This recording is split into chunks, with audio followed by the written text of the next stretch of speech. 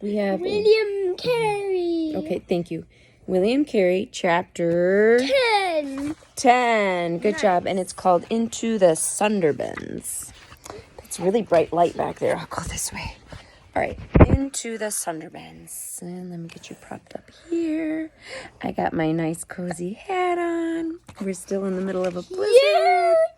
It's exciting. Huge pump. Oh, huge pom pom. What if the power goes out? I just like wearing stocking caps in the house because it's like just a nice hug for my head. And this one is for my friend Nydia. So it's an extra special hug for my head. Okay, wait. We gotta unleash the secret weapon. And Zuri's gonna go to sleep. No nonsense in the background of this one. All right, Into the Sunderbins. William Carey shook his friend's hand and walked out through the huge wrought iron gates. Once he was out of sight of the mansion, he stopped and leaned against a mud brick wall. He put his hands over his face and forced himself to think about what he had just seen and heard. Sorry, I was watching the plow. Last night they were going by on my street super fast. It seems like they slowed down a bit tonight. William had just visited. Think about what he had just seen and heard. What had he just seen and heard? That was just this morning. He would go to Calcutta. Oh, yes. He was going to go build a garden. Or rent that spot and get a garden, make a garden. William had just visited Dr. Thomas's new office in one of the English sections of Calcutta. Nothing had prepared him for what happened during the visit. Dr. Thomas was living in luxury. Oh, my goodness. Rule number 1, don't trust or don't even marry someone who's in debt. Or even lies about it. Or not lies about it, but in truthful. Oy. I want to see the northern lights. I want to see the northern lights too. Tonight we'll just see the plow lights though. He was living in luxury. Ay de mi, que horror. He had rented a large home with beautiful new inlaid wood furniture and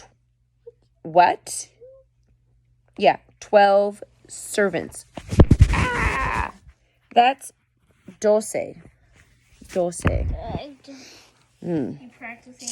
He was even talking about buying his own coach. That had been surprise enough, but when William asked for the missionary money so that he and his family could move out to the parcel of land they had been promised, Dr. Thomas cheerfully told him the whole amount had been spent. Cheerfully? It got worse. Not only was all the money gone, but also Dr. Thomas had borrowed money in the name of the mission and had already spent that too. William was speechless. How could a man so brilliant be so foolish? And not only that, but Dr. Thomas was no longer sure he wanted to continue being a missionary, since the whole venture did not suit his wife. She and William suspected Dr. Thomas as well liked being a respected member of the English community. Being a missionary and living in a shack somewhere swatting mosquitoes and telling Indian people about the gospel message was not the way to earn that respect. Oh my goodness.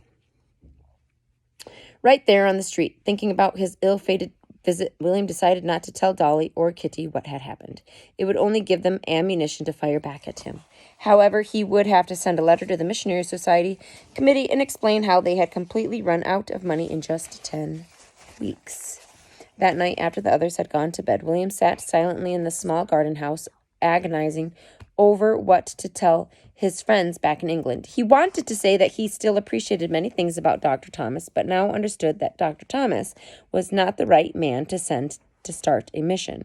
Dr. Thomas was filled with enthusiasm, but little common sense. Slowly in his mind, William formed the words he wanted to say, and then he wrote them down. Mr. Thomas is a very good man, but only fit to live at sea. Whereas daily business is before him and daily provision made for him, I fear his present undertaking will be hurtful rather than useful. I love him, and we live in greatest harmony, but I confess that Ram Boshu is much more a man after my heart. He used the sandwich method. He complimented the man, then he rebuked the man, and then he complimented again. So that's called the sandwich method.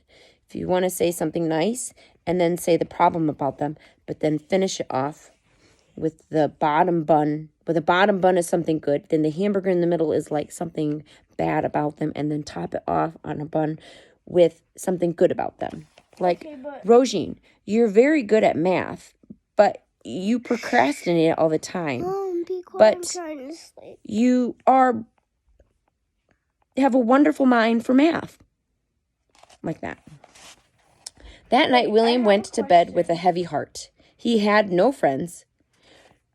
No tiene amigos. No tiene dinero. Y un poquito comida. Comida. What, Rosine? Why would somebody have a hamburger with just meat? Anyways, so for your English speakers, he had no friends, no money, and little food. As he drifted off to sleep, he decided the best thing to do was to set his pride aside and visit the army chaplain at Fort William, 5 miles away.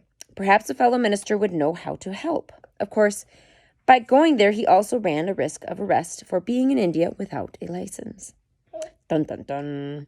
Early the next morning, William set off to visit the chaplain. It was hot, muy caliente, tiring walk to Fort William, so William set a slow pace. Along the way, he planned what he would say to Reverend Brown, the army chaplain. He would explain to him how he intended to be self-sufficient and make just about everything his family needed, and that he had been offered some land rent-free, where he could do all this. Then he would ask the chaplain whether he knew of a way to get his family to Dichata, where the land was located. He arrived at Fort William around lunchtime, exhausted from the walk and from lack of food. The Reverend Brown met him at the door, and William explained the situation. He made the mistake, however, of mentioning Dr. Thomas's name. The Reverend Brown said some unkind words about the man and slammed the door in William's face as he trudged home with not so much as a glass of cold water in his stomach. William considered what had happened. Evidently, the Reverend Brown had already had a run-in with Dr. Thomas and was not about to help anyone associated with him. William understood the chaplain's feelings and determined to hold no grudge against him. That night, his journal entry read, "I am much dejected. I am in a strange land, alone, no Christian friends, a large family, and nothing to supply their wants. I blame Mr. Thomas for leading me into such expense at first, and I blame myself for being led." I was going to say, because there were moments in the Bible where David did not consult God, and he's like, pursue the enemy, and then he got his butt whooped, and then he was like, oh, maybe I should have asked God if it was a good idea to pursue this enemy or not. So I'm glad it mentioned that he did blame himself, because if he had maybe prayed about it instead of be so hasty, maybe he wouldn't have been, God would have warned him about Dr. Thomas. I am dejected, not for my own sake, but for my family's and his for whom I tremble. Ramboshu brought a ray of hope into the gloomy situation the next morning, when he arrived with a bag of rice for the family. The last of their rice had run out the day before, and the Carey boys' faces lit up as Ram laid the sack down. I bet you his name is called Ram, like Rami, not Ram, Ram. William was grateful for the rice, but he was preoccupied with what to do next. Finally, he decided the only option left was to find someone who would lend him money. Coming to such a decision, though, made it one of the worst days in his life. No, I really don't think you should borrow money. You should just believe God and trust him, like George Mueller did, and a lot of the other missionaries, too. Even in England, when he had almost nothing, William had never borrowed money. Now he was left with no alternative.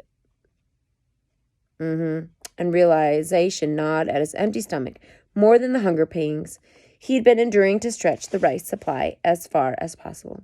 That afternoon he walked into Calcutta in search of someone to lend him money, but he found no one, nor did he the next day. Not a single banker in the whole city would lend him a rupee. More dejected than ever, William walked home, ate a bowl of rice, and went to bed.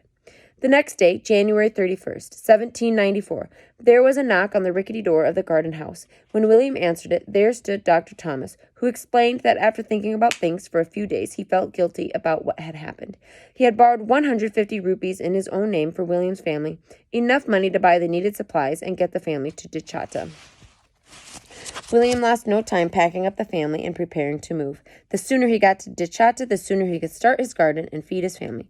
I would start with radishes. They grow so fast. And arugula, they grow really fast too. The following day, Saturday, he and Ram Boshu went to the main bazaar in the city to buy seed and a shovel, plus enough food for the trip. On Sunday, they both went back to the bazaar, this time to preach to the people. On Monday, they bought a small boat, and on Tuesday morning, the Carey family, accompanied by Ram Boshu, climbed into the boat and set off for their new home. Dolly and Kitty were not at all pleased with the situation. They feared that what lay ahead and complained constantly about being forced to go out into the wilderness. And they had a right to be worried. Going to the Sundarbans, as the area around Dicata was called, was a desperate move. The Sundarbans was made up of a network of tidal rivers and streams that crisscrossed the huge delta formed by the Ganges and Brahmaputra rivers. Before they emptied into the Bay of Bengal. It was a wild and dangerous place to live. William tried to keep the group's spirits up as he and Ram Boshu slowly pulled the boat along the 40 miles of jungle waterways that lay between Calcutta and Dicata. The scenery along the way was not like anything William had seen before. The rice fields surrounded by thickets of bamboo and tall waving palm trees. Wait, the palm trees waved at them? Cool. They fascinated him. The children were interested too. Muy interesante. At least for the first day. By the third day, though, everyone was hot and cranky. I get cranky too when I'm hot. And sweaty. When it's humid, especially. Unless I'm mowing the yard and it's like a good detox sweat. And I'm sweating on purpose. I guess if I'm sweating on purpose, I'm fine. But if it's a sweat that was not intended, I'll be super cranky. And I'll be like, I need to change my shirt again. I'm so cranky. You can sweat on purpose? Yeah, like if you work out, that's an on-purpose sweat. If you're making money mowing, that's an on-purpose sweat. An unintended sweat is you go outside because you have to, I don't know, take the garbage out and it's so humid and then you're like, I'm sweating. I guess that's when you say, farm boy. You call your farm boy and have your farm boy do it. All right.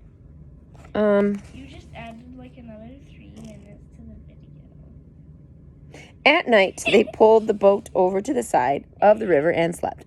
No one got much sleep, however, because of the many noises and shadows moving among the trees.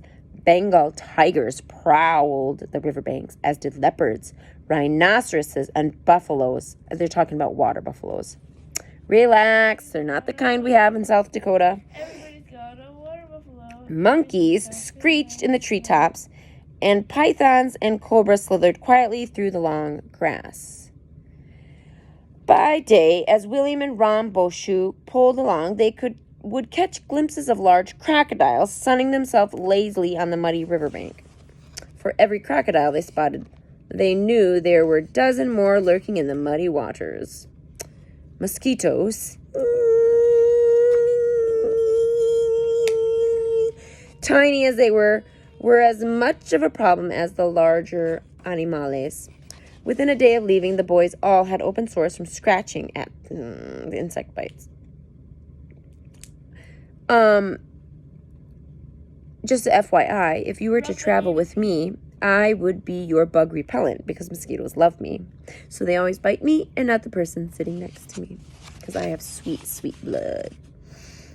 On the third morning, Ram Boshu guided the boat into the Jubona River, and soon afterward they arrived at the village of Dechata, where Ram went to find his uncle. Soon they were all back in the boat for a half-hour trip farther up the river to the land they had been promised.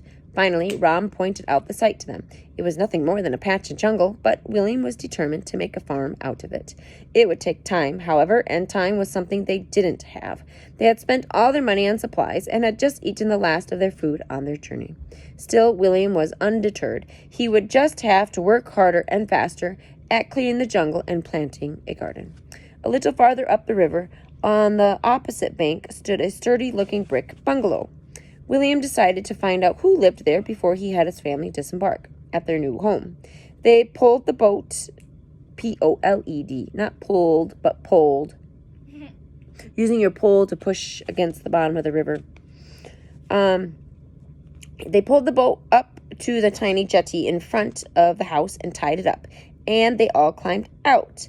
The boys were glad to be able to run around, though Dolly fussed after them if they went more than a few feet away from her. "Watch out for the Bengal tigers!" Just kidding, she didn't say that. As a whole, "Where's the python?" Just kidding, she didn't say that either. The leopards! Oh, just kidding. The kamikaze mosquitoes! Watch out, boys! Okay, sorry. As the whole bedraggled band walked up the path to the house, the doors swung open. And an Englishman came striding out. I wonder if he was a proper Englishman. To meet them. He shook William's hand heartily and introduced himself as Charles Short. Of course, he was surprised to see an English family so far out in the Sundarbans and immediately invited them all in for lunch. Over the meal served on the veranda, William and Mr. Short swapped stories and why they were in India. Mr. Short told the group he had come out from London to take charge of the East India Company's salt factory. Dechata. But is he really short? I don't know. William, in turn, told him about being a missionary. As he did so, Mr. Short laughed out loud. "However do you expect to do missionary work in a land with such strong religious rules?" he asked William. Then he added, "And why bother? Isn't it better to leave everyone with their own religion?" Remember Amy Carmichael had a hard time because the girls and the boys had to live separately, and then the caste system as well. William thought of the idols and temples he had seen since arriving in India, and of the human sacrifice he'd heard about, and shook his head. "God has called me to these heathen people, and I will gladly give my life trying to reach them with the gospel message." Mr. Short leaned back in his chair thoughtfully. I can't say I agree with you one bit. I'm not a God-fearing man myself, but you are in need of a place to stay, and I have a large house. As you can see, stay with me as long as you need, and I will have the cook make meals for us all. His eyes twinkled as he spoke, and then he added, "It's been a long time since I've had some lively conversation, and I think a Baptist parson should provide that." To have a conversation in English and not in Bengali. William thanked Mr. Short for his kind offer, and the group brought their belongings up to the house from the boat. It was a great relief for William to know that his wife and sons would have a roof over their heads and food every day. Comida cada día.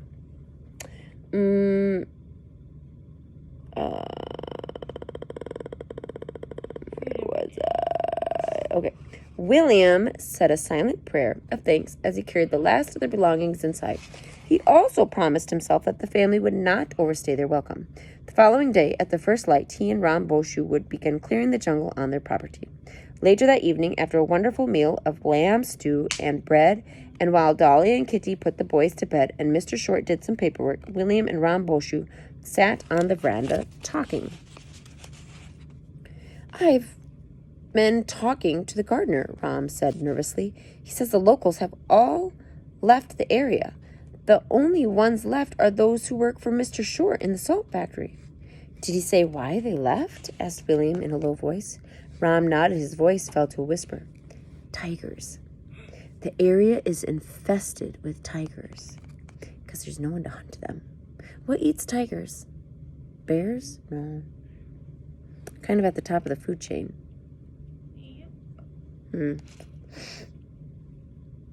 William gulped and looked over his shoulder toward the surrounding jungle. Like this jungle here. Whoa, there's my jungle. Okay. In the last 3 months, 20 men in the area have been killed by them. Now people are too afraid to work outdoors. It's good to know what we're up against, replied William, trying to sound undeterred.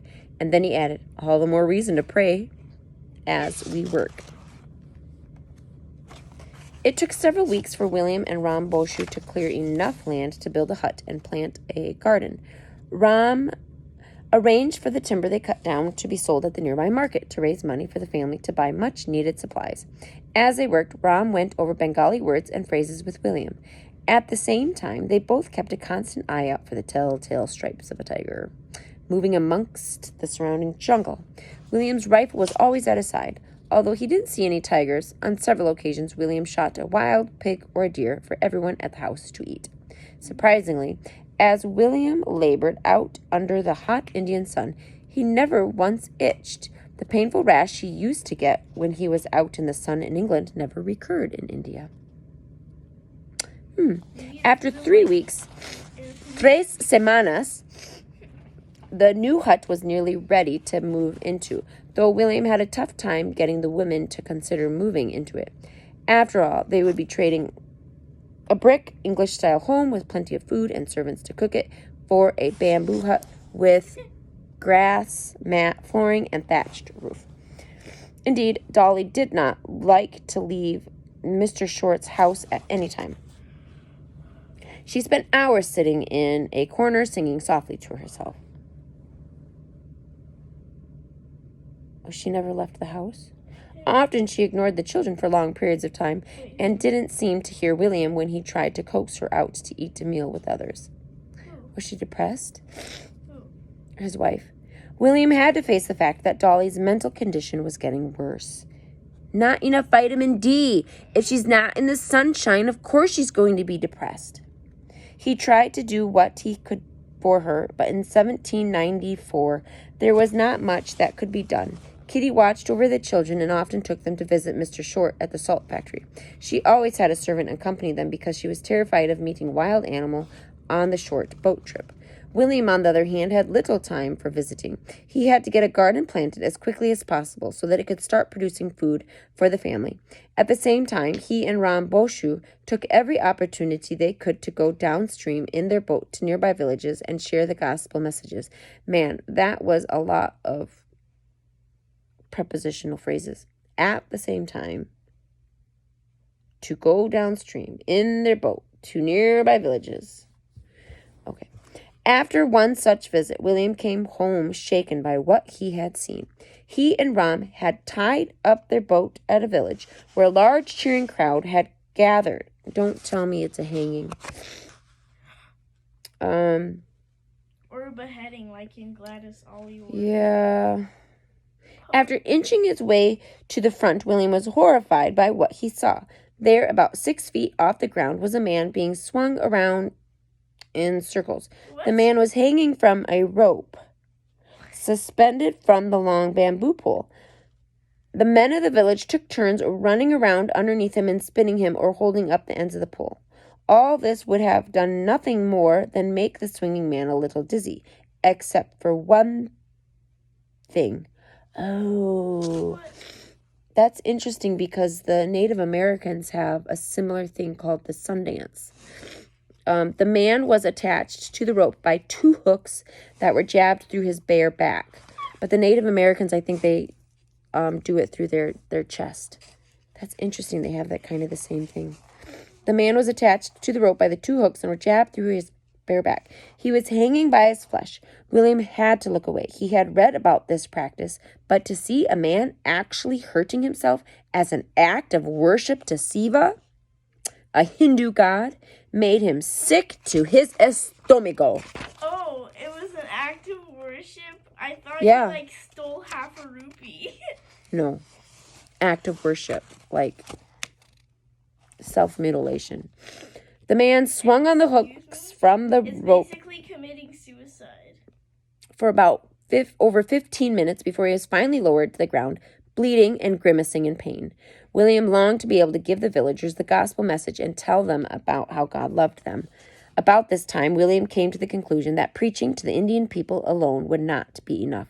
The Hindu religion in particular possessed many ancient books of sacred writing that Hindus revered and followed. If Christian missionaries were to be successful in the country, William knew that the Bible needed to be translated as quickly as possible into the various Indian languages.